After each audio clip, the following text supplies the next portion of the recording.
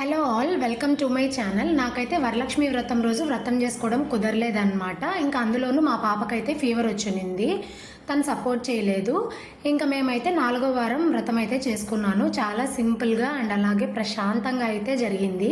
ఇంకా మా పాప అత్తయ్య వాళ్ళ ఇంట్లో ఉండింది కదా, ఇంకా ఫీవర్ అని చెప్పేసి తనని తీసుకొని వచ్చి ఇంకా అటు ఇటు ఉండడం వల్ల నాకైతే వీడియోస్ పోస్ట్ చేయడం కూడా కుదరలేదన్నమాట. ఇంకా నేనైతే అమ్మవారికి వాయనం ఇచ్చిన తర్వాత మా పాపకైతే వాయనం ఇచ్చాను అనమాట. లాస్ట్ ఇయర్ ఏమైందంటే మేమైతే కొత్త ఇంట్లోకి వెళ్ళాము. అక్కడ నాకు ఎవరు తెలియదు, ఓనర్ మాత్రమే తెలుసు అనమాట. ఓనర్ ఆంటీని అయితే పిలిచాము, ఆమె వచ్చింది. ఇంకా మొదటిది అయితే అమ్మవారికి, రెండవది ఓనర్ ఆంటీకి ఇచ్చాను. ఇద్దరికి ఇవ్వకూడదు కదా, ముగ్గురికి ఇస్తే బాగుంటుంది అని చెప్పేసి ఇంకా నాకెవరు ముత్తైదులు దొరక్క నేనైతే మా పాపకి ఇచ్చాను అనమాట. కానీ దాని తర్వాత నాకు తెలిసింది ఏంటంటే, అమ్మవారి పూజ చేసుకున్న తర్వాత ముందు మన ఇంట్లో ఉన్న మహాలక్ష్మికే వాయనం ఇవ్వాలి అని అయితే తెలిసింది. నాకు చాలా హ్యాపీగా అనిపించింది. అందుకే ఈసారి నేను అమ్మవారికి వాయనం ఇచ్చిన వెంటనే మా పాపకే వాయనం ఇచ్చాను అనమాట. నాకైతే అసలు కుంకుమ పెట్టి అక్షింతలేసి ఎంత బాగా బ్లెస్ చేసిందో నాకైతే చాలా హ్యాపీగా అనిపించింది.